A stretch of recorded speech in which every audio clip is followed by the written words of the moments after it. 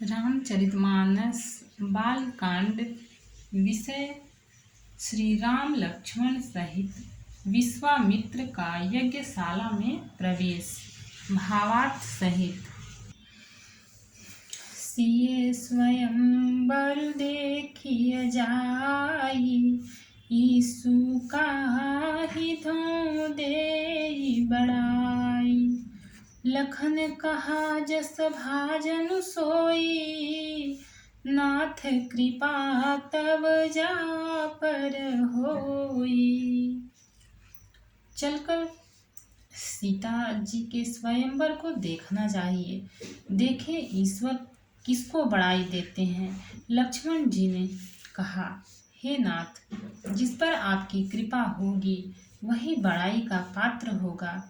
धनुष तोड़ने का श्रेय उसी को प्राप्त होगा। हर से मुनि सब सुनि बरबानी, दीन्ही असीस सबहि सुख मानी। पुनि मुनि वृंद समेत कृपाला, देखन चले धनुष मखसाला। इस श्रेष्ठ वाणी को सुनकर सब मुनि प्रसन्न हुए। सभी ने सुख मानकर आशीर्वाद दिया। फिर मुनियों के समूह सहित कृपालु श्री रामचंद्र जी धनुष यज्ञशाला देखने चले। रंग भूमि आए दो भाई, असी सुधि सम पुरवासिन पाई। चले सकल गृह काज विसारी, बाल जुबान जरठ नर नारी। दोनों भाई रंगभूमि में आए हैं। ऐसी खबर जब सब नगर निवासियों ने पाई, तब बालक जवान बूढ़े स्त्री पुरुष सभी घर और काम काज को भुलाकर चल दिए। देखी जनक भीर भय भारी, सुचि सेवक सब लिए हकारी। तुरत सकल लोगन पहि जाहूँ, आसन उचित देहूँ सब काहू। जब जनक जी ने देखा कि बड़ी भीड़ हो गई है, तब उन्होंने सब विश्वास पात्र सेवकों को बुलवा लिया और कहा, तुम लोग तुरंत सब लोगों के पास जाओ और सब किसी को यथा योग्य आसन दो। दोहा।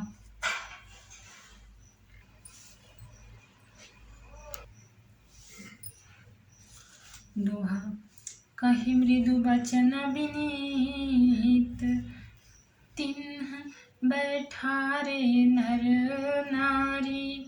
उत्तम मध्यम नीच लघु, निज निज थल अनुहारी। उन सेवकों ने कोमल और नम्र वचन कहकर उत्तम मध्यम नीच और लघु सभी श्रेणी के स्त्री पुरुषों को अपने अपने योग्य स्थान पर बैठाया। राजकुमार तेहि अवसर आए, मनहु मनोहर तातन छाए।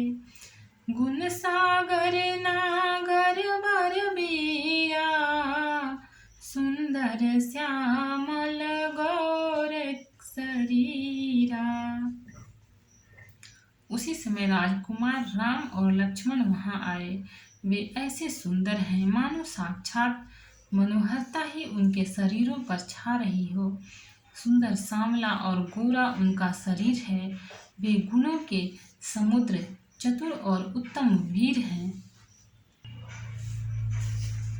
राज समाज विराजत रूरे, उडगन मह जनु जुग विधु पूरे। जिनके रही भावना जैसी, प्रभु मूर्ति तिन देखी तैसी। वे राजाओं के समाज में ऐसे सुशोभित हो रहे हैं मानो तारागणों के बीच दो पूर्ण चंद्रमा हों। जिनकी जैसी भावना थी प्रभु की मूर्ति उन्होंने वैसी ही देखी।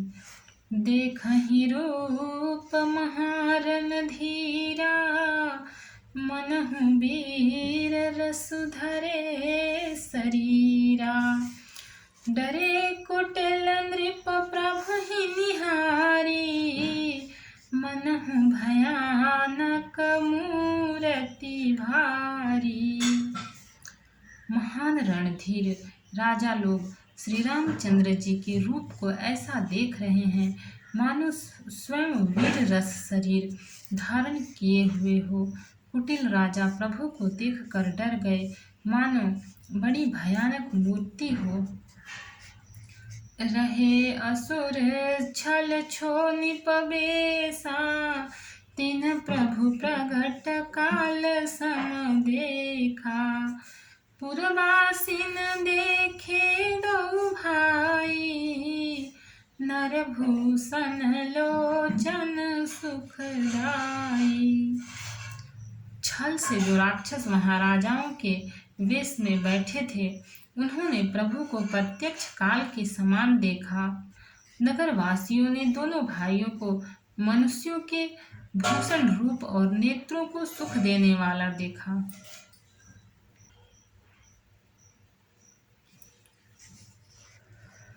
दोहा।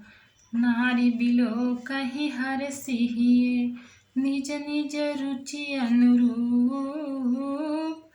जनु सोहत सिंगार धरी, मूरति परम अनूप। स्त्रियां हृदय में हर्षित होकर अपनी अपनी रुचि के अनुसार उन्हें देख रही हैं मानो श्रृंगार रस ही परम अनुपम मूर्ति धारण किए सुशोभित हो रहा हो।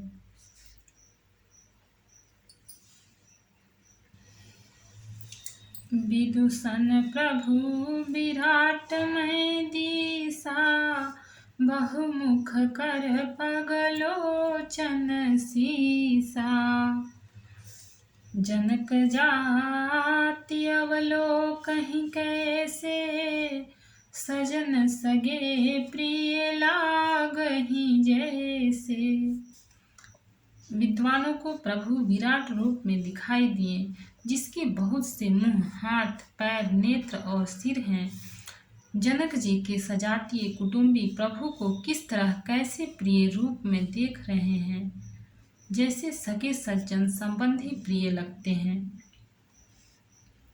सहित विदेह बिलोकहि रानी, शिशु सम प्रीति न जाति बखानी।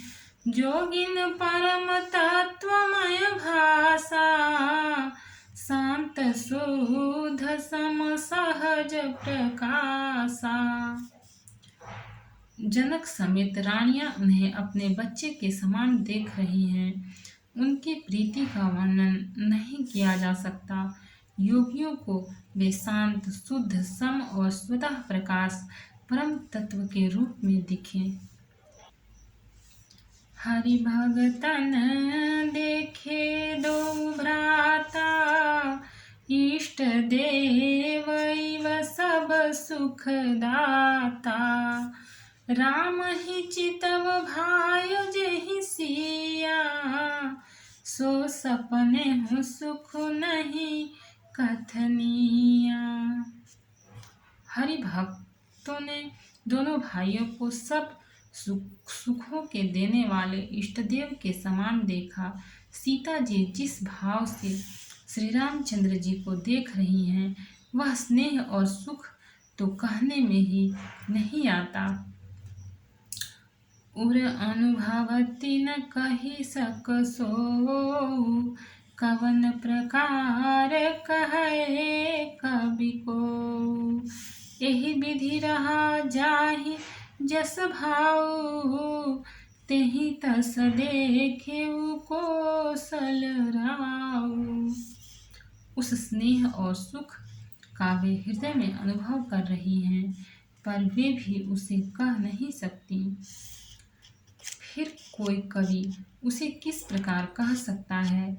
इस प्रकार जिसका जैसा भाव था उसने कौशलाधीश श्री रामचंद्र जी को वैसा ही देखा। दोहा। राजत राज समाज महु कौशल राज किशोर, सुंदर श्यामल गौर तना विश्व विलोचन चोर। सुंदर सांवले और गोरे शरीर वाले तथा विश्व भर के नेत्रों को चुराने वाले कौशलाधीश के कुमार राज समाज में इस प्रकार सुशोभित हो रहे हैं। सहज मनोहर मूर्ति दो, कोटि काम उपमा लघु सोऊ, शरद चंद निंदक मुखनी के, नीरज नयन भाव तेजी के। दोनों मूर्तियां स्वभाव से ही बिना किसी बनाव श्रृंगार के मन को हरने वाली हैं। करोड़ों कामदेवों की उपमा भी उनके लिए तुच्छ है। उनके सुंदर मुख शरद पूर्णिमा के चंद्रमा की भी निंदा करने वाले, उसे नीचा दिखाने वाले हैं और कमल के समान नेत्र मन को बहुत ही भाते हैं। चितवनी चारु मार मनोहरनी, भावती हृदय जाति नहीं बरनी, कल कपोल श्रुति कुंडल लोला, चिंबुक अधर सुंदर मृदु बोला। सुंदर चितवन सारे संसार के मन को हरने वाले कामदेव के भी मन को हरने वाली है। वह हृदय को बहुत ही प्यारी लगती है, पर उसका वर्णन नहीं किया जा सकता। सुंदर गाल हैं, कानों में चंचल झूमते हुए कुंडल हैं, ठोड़ी और अधर ओठ सुंदर हैं, कोमल वाणी है। कुमुद बंधु कर निंदक हासा, भ्रिकुटि विकट मनोहर नासा, भाल विशाल तिलक झलकाही, कच बिलो की अवली लजाही। हंसी चंद्रमा की किरणों का तिरस्कार करने वाली है। बाहें टेढ़ी और नासिका मनोहर है। ऊंचे चौड़े ललाट पर तिलक झलक रहे हैं, दीप्तिमान हो रहे हैं। काले घुंघराले बालों को देखकर भौरों की पंक्तियां भी लजा जाती हैं।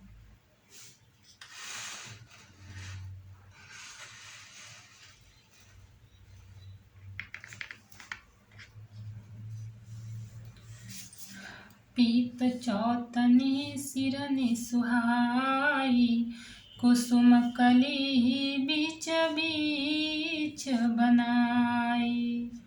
रेखे रुचिर कंबुकल गीवा, जनु त्रिभुवन सुषमा की सीवा। पीली चौकोनी टोपियां सिरों पर सुशोभित हैं, जिनके बीच बीच में फूलों की कलियां बनाई काढ़ी हुई हैं। शंख के समान सुंदर गोल गले में मनोहर 3 रेखाएं हैं, जो मानो तीनों लोकों की सुंदरता की सीमा को बता रही हैं। दोहा। कुंजर मणिकंठा कलित, उरनी तुलसी का माल, वृषभ कंध के हरिठवनी, बल निधि बाहु विशाल। हृदयों पर गज मुक्ताओं के सुंदर कंठे और तुलसी की मालाएं सुशोभित हैं। उनके कंधे बैलों के कंधे की तरह ऊंचे तथा पुष्ट हैं। ईड़ खड़े होने की शान सिंह की सी है और भुजाएं विशाल एवं बल की भंडार हैं।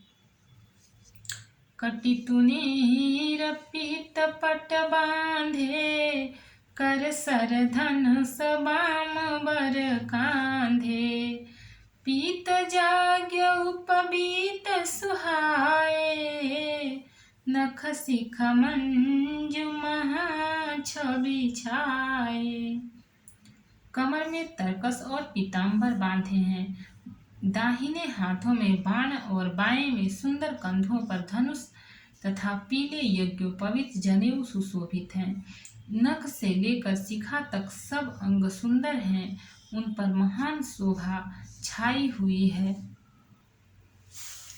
देखी लोग सब भय सुखारे, एकटक लोचन चलत न तारे। हर से जनक देखी दो भाई, मुनि पद कमल गहे तब जाई। उन्हें देखकर सब लोग सुखी हुए। नेत्र एकटक निमेष शून्य है और तारे पुतलियां भी नहीं चलते। जनक जी दोनों भाइयों को देखकर हर्षित हुए। तब उन्होंने जाकर मुनि के चरण कमल पकड़ लिए। करी बिनती निज कथा सुनाई, रंग अवनी सब मुनि दिखाई।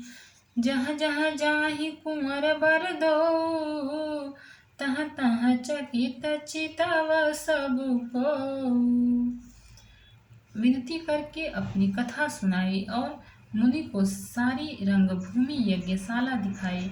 मुनि के साथ दोनों श्रेष्ठ राजकुमार जहाँ जहाँ जाते हैं वहाँ वहाँ सब कोई आश्चर्यचकित हो देखने लग जाते हैं।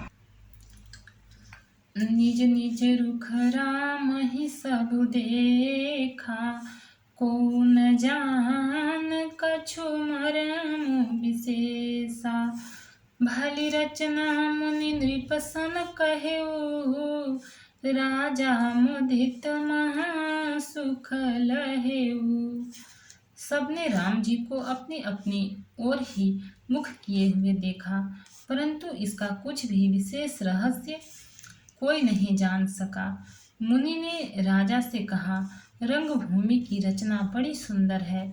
विश्वामित्र जैसे निष्प्रिय विरक्त और ज्ञानी मुनि से रचना की प्रशंसा सुनकर राजा प्रसन्न हुए और उन्हें बड़ा सुख मिला। दोहा। सब मंचन ते मंचु एक, सुंदर बिसद विशाल। मुनि समेत दो बंधु तहाँ, बैठा रे महिपाल। सब मंचों से एक मंच अधिक सुंदर, उज्जवल और विशाल था। स्वयं राजा ने मुनि सहित दोनों भाइयों को उस पर बैठाया।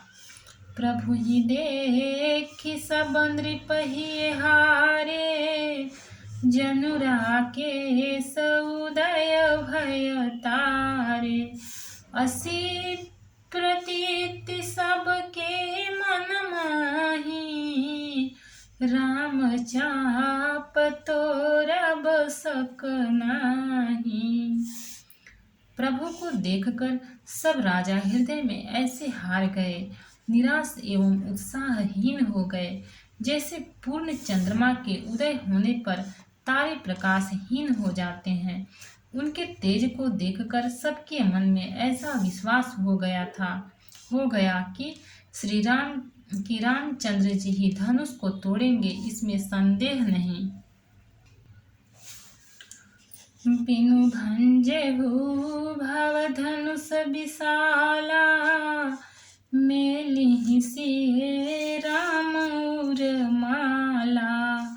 अस बिचारी गवनहु घर भाई, जसु प्रताप बल तेजु गवाई। इधर उनके रूप को देखकर सबके मन में यह निश्चय हो गया कि शिव जी के विशाल धनुष को जो संभव है न टूट सके, बिना तोड़े भी सीता जी श्री रामचंद्र जी के ही गले में जयमाल डालेंगी। अर्थात दोनों तरह से ही हमारी हार होगी और विजय श्री रामचंद्र जी के हाथ रहेगी। यूं सोचकर वे कहने लगे, हे भाई, ऐसा विचार कर यश प्रताप बल और तेज गंवाकर अपने अपने घर चलो। बिहसे अपर भूप सुनि बानी, जे अविवेक अंध अभिमानी। तोरे हूँ धनुष ब्याहु अवगाहा, बिनु तोरे को कुंवरी बियाहा। दूसरे राजा जो अविवेक से अंधे हो रहे थे और अभिमानी थे, यह बात सुनकर बहुत हंसे। उन्होंने कहा, धनुष तोड़ने पर भी विवाह होना कठिन है, अर्थात सहज ही में हम जानकी को हाथ से जाने नहीं देंगे। बिना तोड़े तो राजकुमारी को ब्याह ही कौन सकता है। एक बार कालऊ किन हो, सिए हित समर जितब हम सो। यह सुनी अवसर महिप मुस्काने, धर्मशील हरि भगत सयाने। काल ही क्यों न हो, एक बार तो सीता के लिए उसे भी हम युद्ध में जीत लेंगे। यह घमंड की बात सुनकर दूसरे राजा जो धर्मात्मा हरिभक्त और सयाने थे मुस्कुराए। सो सिए बियाह विराम, गर्भ दूरी करि नृपन के। जीति कोसक संग्राम, दशरथ के रन भाकुरे। उन्होंने कहा, राजाओं के गर्व दूर करके जो धनुष किसी से नहीं टूट सकेगा, उसे तोड़कर श्री रामचंद्र जी सीता जी को ब्याहेंगे। रही युद्ध की बात, सो महाराज दशरथ के रण में बाकी पुत्रों को युद्ध में तो जीत ही कौन सकता है। व्यर्थ मरहूं जन गाल बजाई, मन मोदकन की भूख बुताई। सीख हमारी सुनि परम पुनीता, जगदम्बा जानहूं जिये सीता। गाल बजाकर व्यर्थ ही मत मरो, मन के लड्डुओं से भी कहीं भूख बुझती है। हमारी परम पवित्र निष्कपट सीख को सुनकर सीता जी को अपने जी में साक्षात जगजननी समझो। उन्हें पत्नी रूप में पाने की आशा एवं लालसा छोड़ दो। जगत पिता रघुपति विचारी, भरी लोचन छबिले हुनिहारी। सुंदर सुखद सकल गुण राशि, ये दो बंधु शंभुर वासी। और श्री रघुनाथ जी को जगत का पिता परमेश्वर विचार कर नेत्र भर कर उनकी छवि देख लो। ऐसा अवसर बार बार नहीं मिलेगा। सुंदर, सुख देने वाले और समस्त गुणों की राशि ये दोनों भाई शिव जी के हृदय में बसने वाले हैं। स्वयं शिव जी भी जिन्हें सदा हृदय में छिपाए रखते हैं, वे तुम्हारे नेत्रों के सामने आ गए हैं। सुधा समुद्र समीप बिहाई, मृग जल निरखी मरहूं कत धाई। करहूं जाई जा कहूं जोई भावा, हम जऊं आज जन्म फल पावा। समीप आए हुए भगवत दर्शन रूप अमृत के समुद्र को छोड़कर तुम जगजननी जानकी को पत्नी रूप में पाने की दुराशा रूप मिथ्या मृग जल को देखकर दौड़कर क्यों मरते हो। फिर भाई, जिसको जो अच्छा लगे वही जाकर करो। हमने तो श्री रामचंद्र जी के दर्शन करके आज जन्म लेने का फल पा लिया, जीवन और जन्म को सफल कर लिया। अस कहि भले भूप अनुरागे, रूप अनूप बिलोकन लागे। देखहि सुर नभ चढ़े विमाना, बरसहि सुमन करहि कल गाना। ऐसा कहकर अच्छे राजा प्रेम मग्न होकर श्री राम जी का अनुपम रूप देखने लगे। मनुष्यों की तो बात ही क्या, देवता लोग भी आकाश से विमानों पर चढ़े हुए दर्शन कर रहे हैं और सुंदर गान करते हुए फूल बरसा रहे हैं। दोहा। जानि सुअवसर सिय तब पठै जनक बोलाई,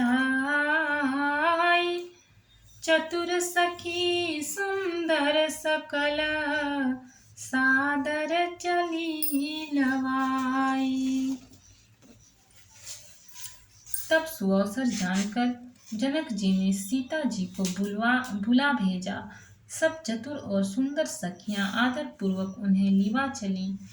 सिय शोभा नहीं जाई बखानी, जगदम्बिका रूप गुण खानी।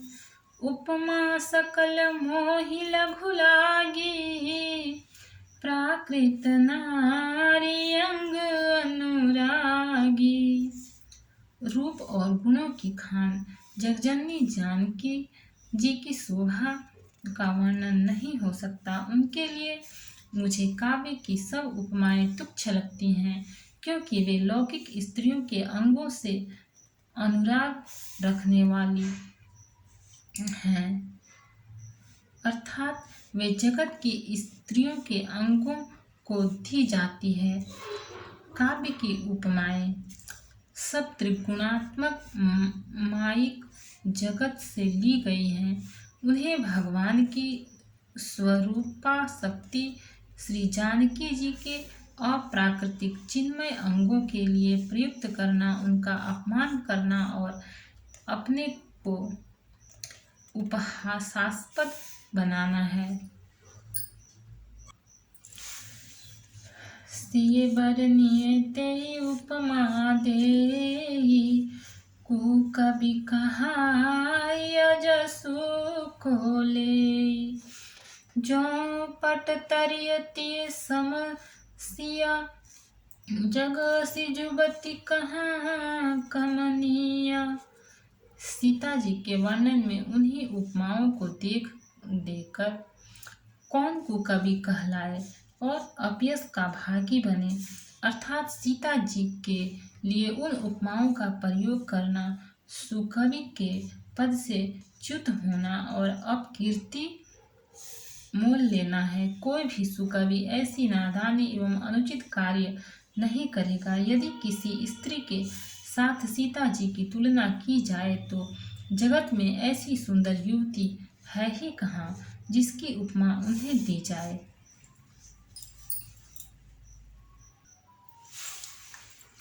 गिरा मुखर तनयरध भवानी, रति अति दुखिता अतनुपति जानी। विषबारुनी बंधु प्रिय जेहि, कहे रमा सम किमि वैदेही।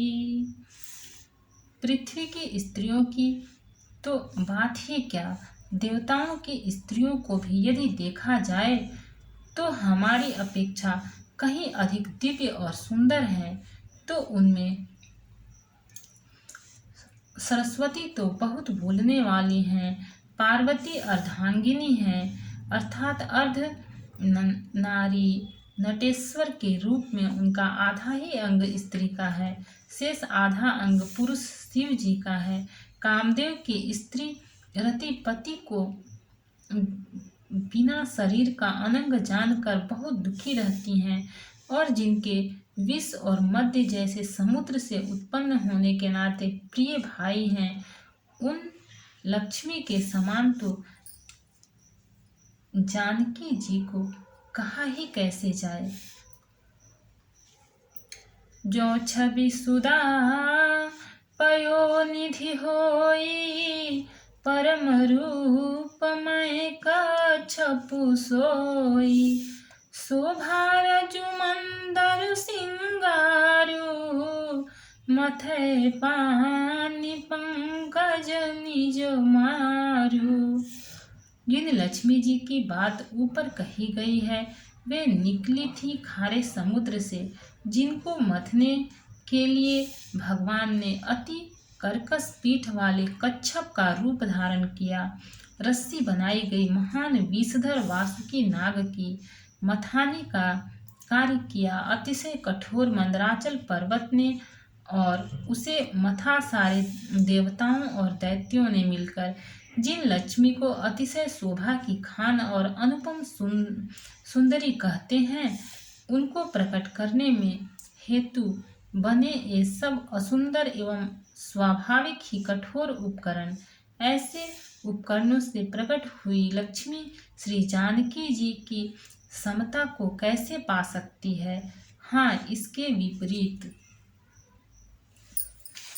यदि छवि रूपी अमृत का समुद्र हो, परम रूप में कच्छप हो, शोभा रूप रस्ती हो, श्रृंगार रस पर्वत हो, और उस छवि के समुद्र को स्वयं कामदेव अपने ही कर कमल से मथे।